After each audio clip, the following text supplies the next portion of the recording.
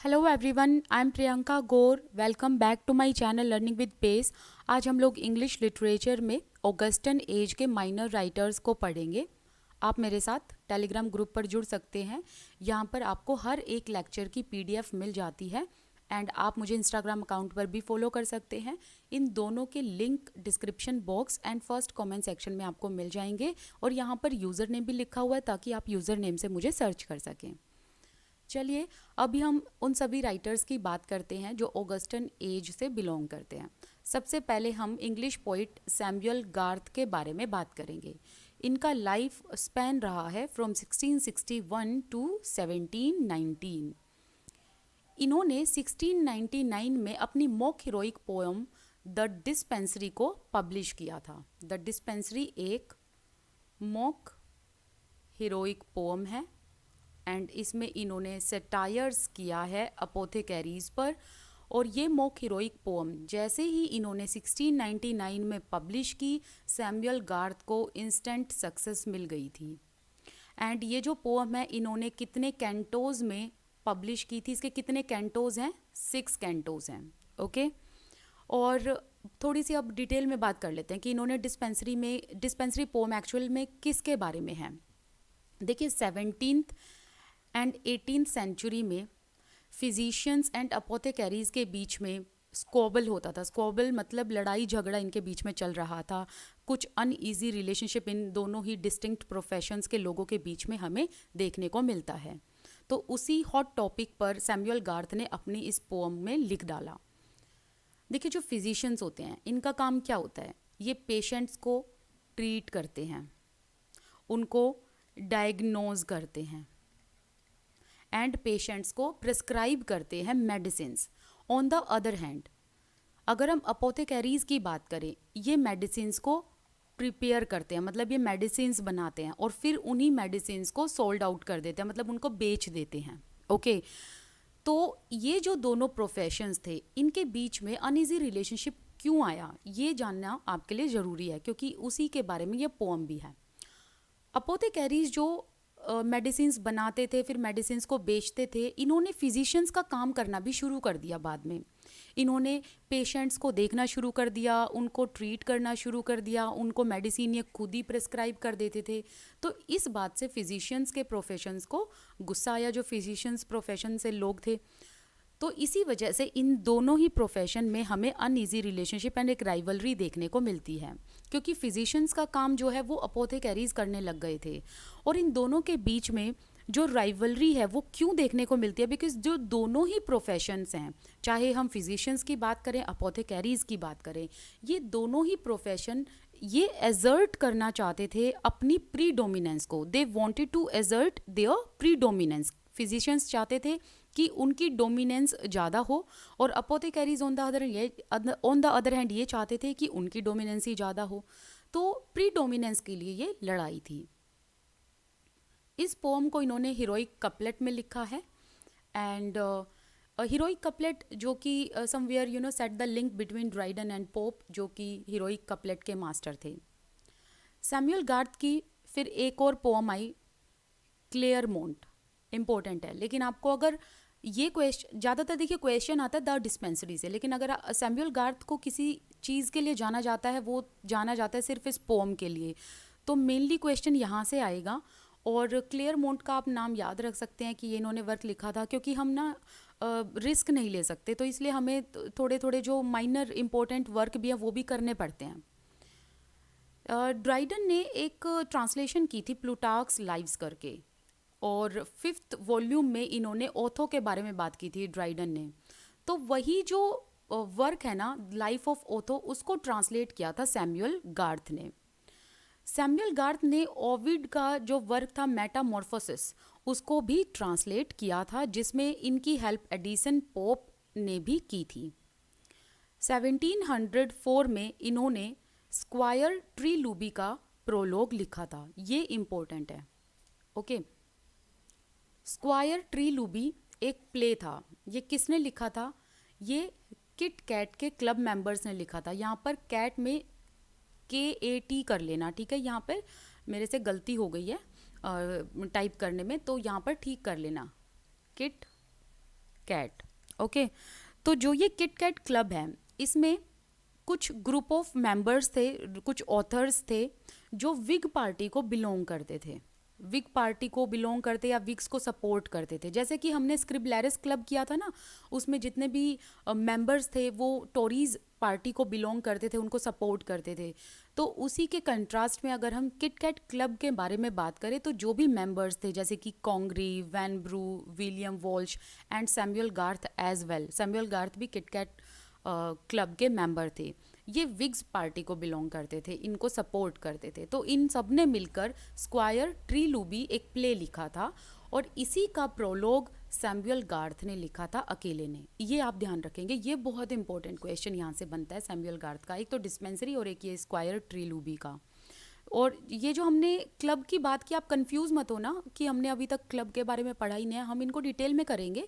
एक बार ये राइटर्स हम कर लेते हैं, फिर हम क्लब के बारे में भी बात करेंगे, पीरियोडिकल्स के बारे में बात करेंगे, हम चर्च यार्ड या फिर ग्रेव यार्ड जो पोइट रहे हैं, राइटर रहे हैं, उनके बारे में भी बात करेंगे। ओके, अब सेकंड जो राइटर है वो है विलियम सॉमरविल। इनका लाइफ स्पैन रहा है फ्रॉम 1675 टू 1742। इनको जाना जाता है द चेज के लिए। वैसे कई जगह पर आपको चेज की ये स्पेलिंग भी मिल सकती है, और ओरिजिनल अगर स्पेलिंग देखें जो सॉमरविल ने वर्क लिखा था उसकी ओरिजिनल स्पेलिंग ये है CHACE, चेज।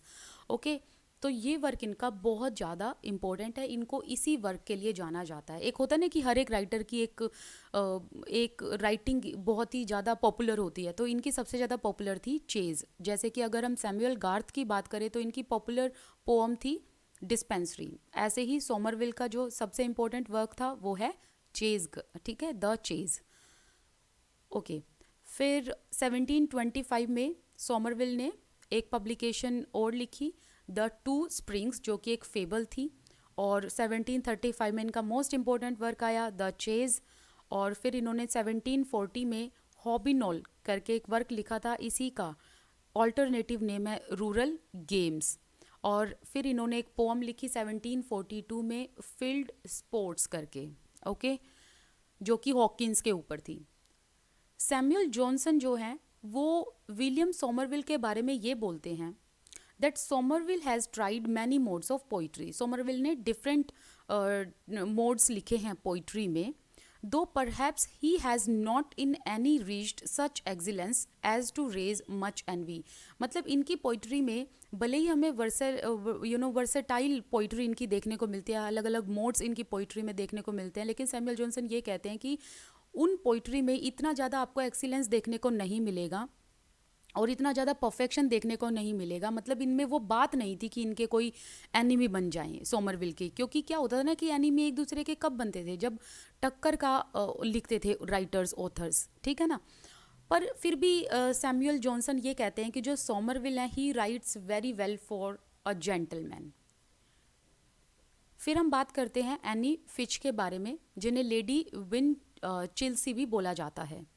इनका लाइफ स्पैन रहा है फ्रॉम 1661 टू 1720। इनके वर्क जो इम्पोर्टेंट है वो देख लेते हैं। द स्प्लीन 1701 में ये वर्क इन्होंने पब्लिश किया था, एंड ये एक पिंडेरिक ओड है। और फिर इनका 1706 में नेक्स्ट वर्क आया द प्रोडिगी। एंड फिर इनका जो मोस्ट इम्पोर्टेंट वर्क आया द नॉक्टर्नल रेवरी। ये बहुत इंपॉर्टेंट है, ये आपको ध्यान में रखना है, ठीक है, द नॉक्टर्नल रेवरी। अब बात करते हैं एम्ब्रोज फिलिप्स के बारे में। अगर आपको याद हो तो हमने प्रीवियस वीडियो में एम्ब्रोज फिलिप्स को पढ़ा था जब हम एडवर्ड यंग की बात कर रहे थे। एम्ब्रोज फिलिप्स का लाइफ स्पैन रहा है 1675 टू 1745। ये पहले ना पोप के फ्रेंड थे, लेकिन बाद में इनकी और पोप की दुश्मनी हो गई थी, एक दूसरे के एनिमी बन गए थे। लेकिन इनकी फ्रेंडशिप कब तक चली? देखिए, जो एम्ब्रोज फिलिप्स थे ना, ये भी पास्ट्रल लिखते थे, तो इन्होंने भी इन दोनों ही राइटर ने सेम टाइम पर पास्ट्रल लिखी थी, पोप ने एंड एम्ब्रोज फिलिप्स ने।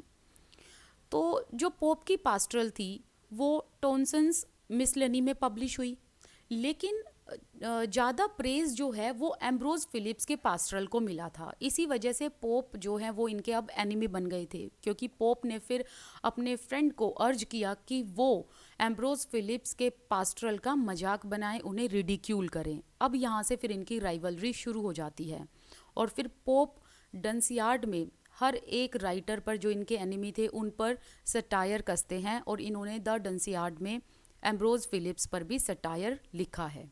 इनको भी इन्होंने डंसिस कहा है। ओके, फिलिप्स को अपने लाइफ स्पैन में गवर्नमेंट पोस्ट मिली और इसीलिए इनकी ज़िंदगी जो है वो काफ़ी खुशहाल थी। मतलब इनको ऐसा कुछ पैसे वैसे की कमी नहीं आई थी, प्रॉस्परस लाइफ थी इनकी। इन्होंने 3 ट्रेजेडीज़ लिखी थी, जिसमें आपको सिर्फ एक ही ट्रेजेडी का नाम याद रखना है, द डिस्ट्रेस्ड मदर। ओके, ये बहुत इंपॉर्टेंट है, आपको इस वर्क का नाम याद रखना है। नेक्स्ट है एलन रामसे। 1686 से लेके 1758 तक का इनका लाइफ स्पैन रहा है। इन्होंने 1724 में द एवरग्रीन करके वर्क लिखा था, और फिर बाद में इन्होंने 1725 में एक पास्टरल ड्रामा लिखा, द जेंटल शेफर्ड। लेकिन आपको याद रखना है द एवरग्रीन के बारे में। और फिर इन्होंने शॉर्टर पोम लिखी, और ये शॉर्टर पोम इन्होंने कंप्लीट की 1724 से लेके 1727। इन टाइम पीरियड के दौरान इन्होंने काफ़ी शॉर्टर पोम्स लिखी थी, और उनको फिर कंपाइल करके एक टाइटल के अंडर डाल दिया, द टी टेबल। जैसा कि आपको पता है कि इस टाइम में कॉफ़ी हाउसेस जो है वो लाइक बहुत ज़्यादा वोग में थे, फैशन में थे, तो उसी वजह से इन्होंने इस वर्क को लिखा था, द टी टेबल। तो ये भी बहुत ज़्यादा इम्पोर्टेंट इनका वर्क है, तो आपको ये दोनों ही work, the Evergreen and tea table, ये आपको याद रखने हैं। द टी टेबल में इन्होंने शॉर्टर पोम्स को कंपाइल किया है। फिर हम बात करते हैं रॉबर्ट ब्लेयर की। इनका लाइफ स्पेन रहा है फ्रॉम 1699 टू 1746, और इन्होंने अपना जो फेमस वर्क लिखा ब्लैंक वर्स में लिखा था, the grave. Most important work है ये इनका। बस आपको इतना ही याद रखना है जितना मैंने अभी आपको माइनर राइटर्स की राइटिंग के बारे में बताया है। तो आज का ये टॉपिक हमारा यहीं कंप्लीट होता है। Thank you so much for watching this video, and please take a moment to subscribe my channel and share this video. आप मेरे साथ टेलीग्राम ग्रुप पर भी जुड़ना बिल्कुल मत भूलना। यहाँ पर आपको PDF मिलती रहती है, and you can directly DM me on Instagram as well. आप अपने क्वेश्चंस वगैरह पूछ सकते हैं। Okay, so this is Priyanka Gaur. I wish you all the best. Keep learning. Thank you so much for watching this video. Bye bye.